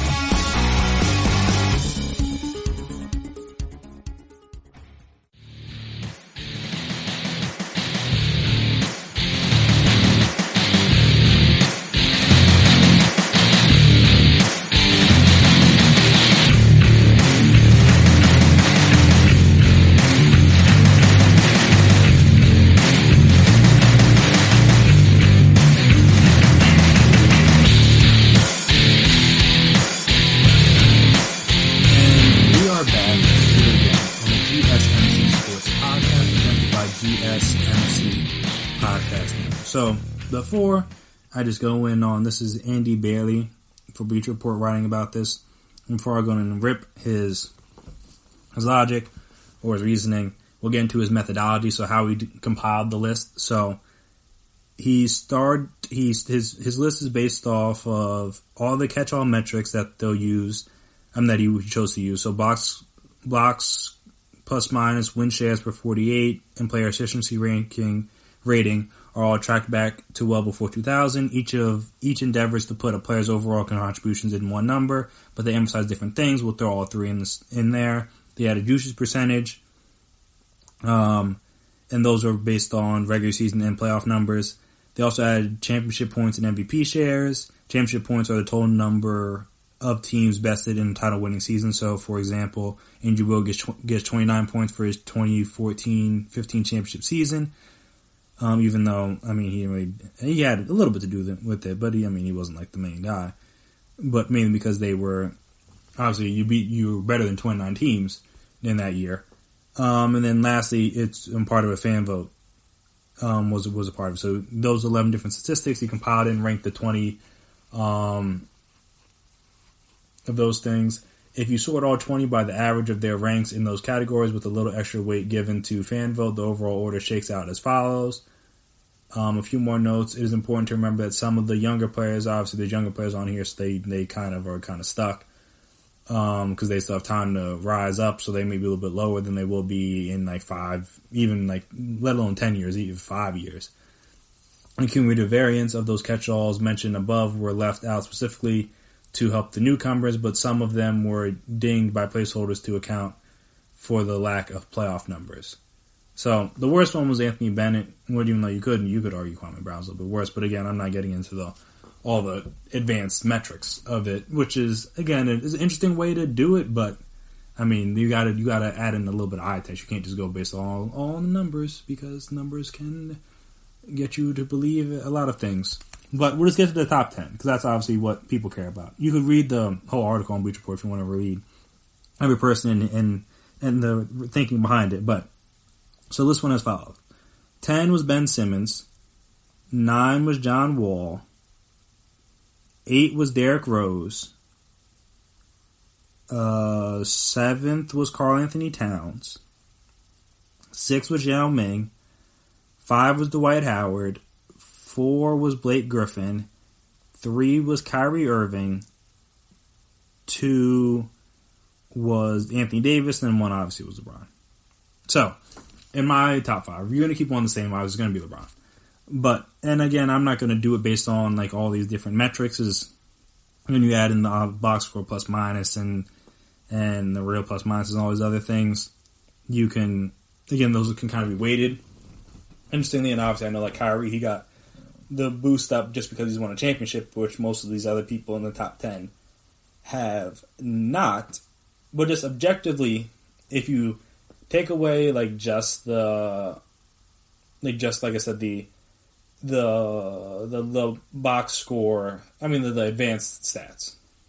You just got the players overall in their careers up until this point. There is no way you could tell me that Anthony Davis has had a better career and been a better number one overall pick than Dwight Howard. That's first and foremost. Dwight Howard being, what was he, 5th behind Kyrie and Blake Griffin is kind of wild. I understand that Kyrie hit like the famous shot and he won a championship, cool, and he gets the bonus points for that. But Dwight Howard, again, led a team to the finals and lost to Kobe, but led a team to the finals as literally the best player on that team. He was the driving force to that. Not that Kyrie wasn't the driving force, he didn't play well in those finals, but they didn't start winning until LeBron came back. Like, the teams were sorry when Kyrie was there. And then he's had, obviously, some miscues. Since, not miscues or mishaps, but just like he's had little success since he left LeBron. But again, if a lot of people got to play with LeBron, they would have championships too. Like, that seems like a very easy thing to say. So just for me personally, when you look at the statistics, you look at the accolades. Again, Dwight Howard's been in the league longer.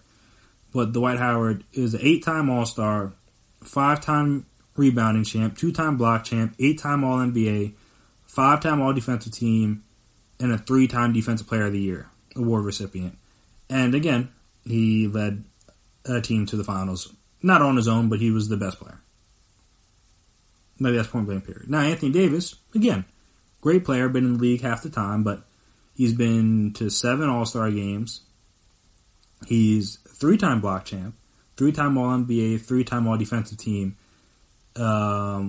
Was on the All-Rookie team. I think he probably won Rookie of the Year that year. I don't know that for a fact. Let me check. Did he win? He did not win Rookie of the Year that year. Interesting. And then he was All-Star Game MVP.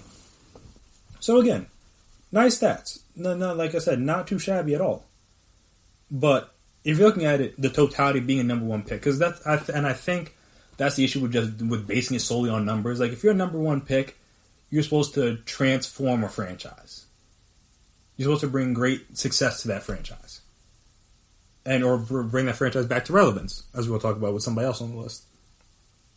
Or kind of raise the franchise relevance, you could argue. And Dwight did that. Since, I guess, after T-Mac left, and then obviously they had Shaq and Penny and stuff like that, but after T-Mac and Grant Hill and those guys were gone, even though they could have, had Tim Duncan, but that was a Doc Rivers mishap. After T-Mac, people didn't really care that much about the Magic, and people haven't really cared that much about the Magic since Dwight was good. But from a number one overall pick perspective, you come into the league as a rookie. He had, again, a very calm 12-10 with 1.7 blocks. But after second year, he was in an All-Star 8 straight seasons. Again, for a majority of those seasons, averaged well over... Yeah, he didn't have a season under 12 rebounds until 2014-2015, which was his first year second year in Houston, excuse me. That was the first year from his second year in the league. Had highs of 14.2, 13.8, 14.1, 14.5 rebounds in there. Also, to go along a couple of seasons, he had 2.9 blocks, 2.8 blocks, averaged 2 blocks for 6 straight years, while also, again, averaging between 17 and 20 points for most of those years. So his worst season during that time was 17. This is 2012, 2013. Which was his 1 year on the Lakers, which was, again, obviously a disaster. He had 17, 12, and 2.4.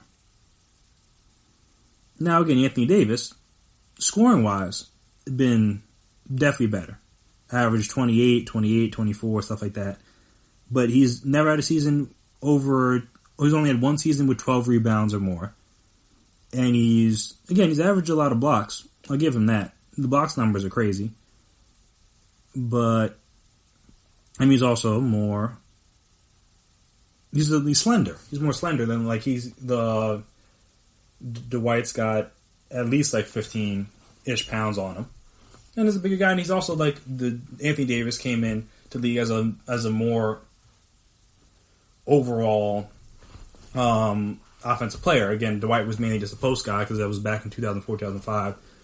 6'10" guys were just in the post. Really, they weren't really stretching out and doing things. And again, he was a point guard in high school, Anthony Davis. That's why he was able to do some of those things as he became a power forward, center, whatever you want to call him. But, I mean, to me, when I think of a number one overall pick, and like I said, he still has a chance to write his own legacy, but a part of his legacy is going to be tied to being able to play with LeBron James and forcing his way out of the New Orleans because then again, not all his fault because they didn't do a good job surrounding him with the best talent.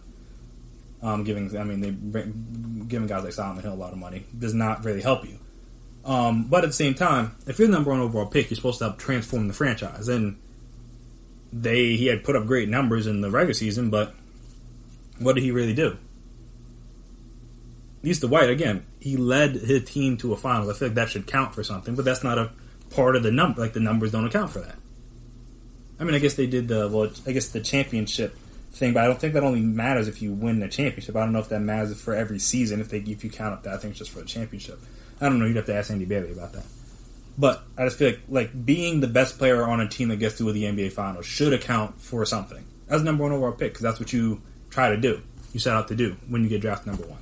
So I think Dwight should be higher, and also I think they disrespected Derrick Rose. He's the only guy outside of LeBron on this list to win an MVP. Like, how is he below Cat? No offense to Cat. I mean, that's my guy. And again, obviously the offensive blocks score plus minus, blah, blah, blah, all those advanced stats. But let's make sure with advanced stats. I mean, he's the youngest MVP ever. Helped bring Chicago basketball back to relevancy. He's put up good numbers the past few years, even while he hasn't really been. Again, he hasn't been his MVP self, but he's still been a great player. He's put up, like, if you look at his numbers this year, he was averaging what? He was averaging 18 and 5.5 on 49% shooting. And it's just 3 years, it's still a little shaky, but yeah, and to go with 2.4 rebounds and about a steal a game, and that's not including where basically he came into the league, averaged 20 straight points after his first year. He averaged 20 straight points, and then obviously the injuries started to pile up. Then he averaged 18 in the last 4 years. He's averaged 18. He had the one down year when he was in Cleveland and Minnesota. Then the next year in Minnesota, he averaged 18, and then again he's averaged 18. He's still only 30? Well, he's only 31. And again, obviously he doesn't have as many accolades as some other guys because he obviously spent a lot of his time injured. But I feel like him, like those kind of things should matter. I mean, he's been on one less All-NBA team than Kyrie. Obviously, he doesn't have a championship. He has a couple less All-Star appearances. But he also has an MVP and a Rookie of the Year. Like, I feel like that should matter for something. But no, because of like I said, that's my issue with the advanced stats a little bit. Just that, like, they disallow you from being able to pay attention to what you're seeing. And what I saw was a guy who, if injuries didn't cut his career short, which is a thing. I mean, he took LeBron to, like 6 or 7 games in that Eastern Conference Finals at like 21 years old in LeBron's prime. Like, he took an MVP from LeBron in LeBron's prime. Like, that's a hard thing to do. And again, it was his first year in Miami, so people probably didn't have wanted a reason not to give it to him. But again, I think they were the number 1 seed in the East that year. Like, it's not like he was bad. And again, you look at the people he had. All right, like, are they fine NBA players? Yeah, but it's not he had Hall of Famers next to him. He had Joakim Noah, Luol Deng, Kirk Heinrich, Taj Gibson. Like, it's not. These aren't like all NBA caliber players. They're just solid people. And Derrick Rose, and they were one of the best teams in the NBA. So I feel like Derrick Rose and Dwight Howard, 2 guys that got slided in this list just because they don't have the sexy plus minus or advanced stat numbers. Or they obviously didn't win a championship. But there's no way Kyrie's I think he was the third best number one pick in the last 20 years? Really? He's done nothing outside of the years when LeBron was in Cleveland. And I love Kyrie. But I mean, come on. When we talk about number one overall picks, again, Derrick Rose should be a little bit lower just because he obviously didn't live up to the hype because he got hurt. But at the same time, like, look, the man won an MVP. Before he got hurt, he's the highlight of Chicago basketball since Michael Jordan left. He made Chicago basketball relevant again. No one cared before that, and very few people have cared since then because the team hasn't been that good. But those years there, it was like, oh, wow, there's someone to look at and want to see play from Chicago again. And he was from Chicago. So that's even more added pressure. And again, those things aren't factored in to his list. So, long story short, my top five would be LeBron, obviously, at 1. I think I'm just going to put Dwight at 2. And for now, Anthony Davis probably passing. But Dwight at 2, Anthony Davis at 3, D Rose at 4. And then, I mean, you could even argue Blake's been a better first number one pick. Obviously, he missed the whole first year, but him, with the help of Chris Paul and DeAndre Jordan, made the Clippers relevant again. Outside of the whole Knucklehead days when they had, like, Darius Miles and Quentin Richardson and those kind of guys. Like, no one was paying attention to the Clippers during that time. And in Lob City, again, they didn't win anything for different reasons. But, I mean, hey, it wasn't Blake Griffin's fault. He was great. And he's been great even when he was in Detroit when no one cared about him. Just wasting away some of his best seasons. One of his best years of his career was in Detroit. No one cared because he was in Detroit. And again, he's had injuries and stuff that he's had to deal with. Not that Kyrie hasn't. But, I mean, his teams were consistent in the playoffs. Again, after Chris Paul got there. But they were consistent in the playoffs year after year. Kyrie's only really been to the playoffs when LeBron's there. And obviously, he made it the 2 years in the Celtics. With the 1 year, he missed the entire playoffs. And the other year, they got bounced. And this year, he's going to make it with the Nets. But that team, their record's not good. So I'm saying, you could honestly make the case that Blake's been a better number one overall pick. Maybe not if you look at all these advanced stats. But just if you look at the course of their careers, you could argue, like, yeah, maybe Blake's been a better number one pick. Especially when you look at what they've done for the team. Because I feel like that's how it should be factored into. Is like, what did they do for the team that they were the number one pick for? Because then if I was the number one pick, unless you're like Andrew Wiggins who got traded on draft or traded shortly after. If I'm the number one pick and my career doesn't take off until my second team, again, while I may still be a good number one pick, I'm a bad number one pick for that. I'm a bust for the team I picked. Like if Markelle Fultz has a good career in Orlando, he's still a bust for the Sixers. Again, he's not an overall bust, but he's still a bust for the Sixers. Now you could argue, I mean, no, Kyrie's not a bust for the Cavs, so they won a championship, but that was more so because LeBron came back. That had nothing to do with Kyrie, per se. Because again, obviously they don't win it without him, but also, if LeBron doesn't come back, they don't win anything, so you could argue that. So, I think I'll probably put Kyrie at 5, but I think you could argue Blake Griffin too. But I'm saying, it was a shame that I saw Dwight and D Rose not getting the kind of love they deserve for the top picks. Like, I mean, I love Kyrie, but Kyrie's the one finals, it just completely inflated his overall rank, both in the league and then in people's minds. Just because, again, it's a great shot. It's a great moment. You can't deny that. But when you look at the totality of his career, like he made All-Star games and stuff. That's the popularity contest now. He made All-Star games and stuff, but like, I mean, how much has he accomplished outside of LeBron? Literally nothing. No MVPs, small NBA teams and stuff. Never been to the finals, but never been to a conference finals without LeBron. Has issues with different teams since he's been around. At least D Rose and Dwight both made Eastern Conference Finals, and obviously Dwight made the finals as the best player on their teams. Easily. Bar none, period. They were the driving force. Kyrie's never done that yet, so I feel like how can you rank him as a better number one overall pick? That's just me. Again, everyone has different opinions. Maybe you will agree, maybe you won't. Maybe you'll agree with Andy Bailey. And you can look at the Bleacher Report article if you want. I'm sure you can just Google it and find it. I know Bleacher Report tweeted it out, but it was a couple days ago, so you might not be able to find it as easily now. But yeah, if you disagree with me about that, if you disagree with me about Who has the biggest to gain from the Disney Invitational? We disagree about some of my discussion about NASCAR. Even if you think there are no cons for Dak signing the franchise tag, all that stuff.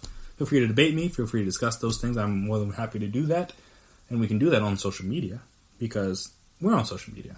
So if you're on social media, find us there.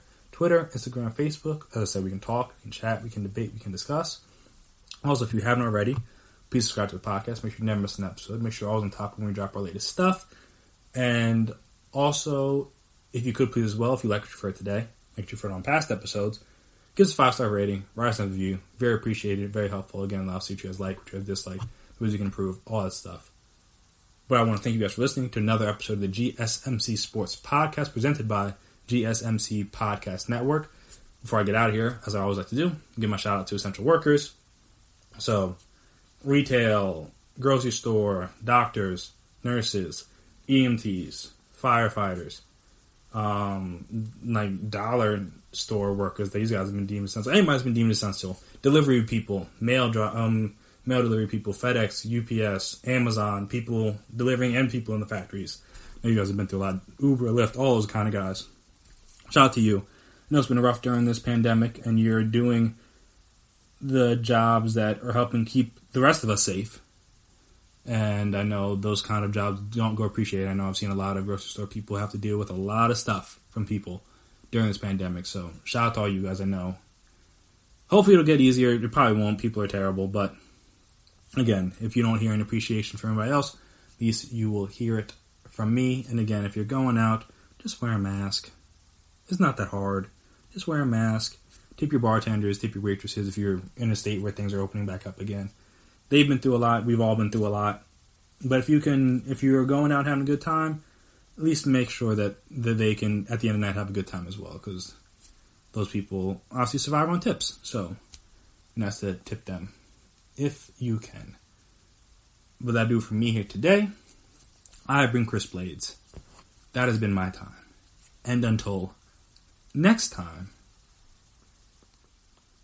peace out.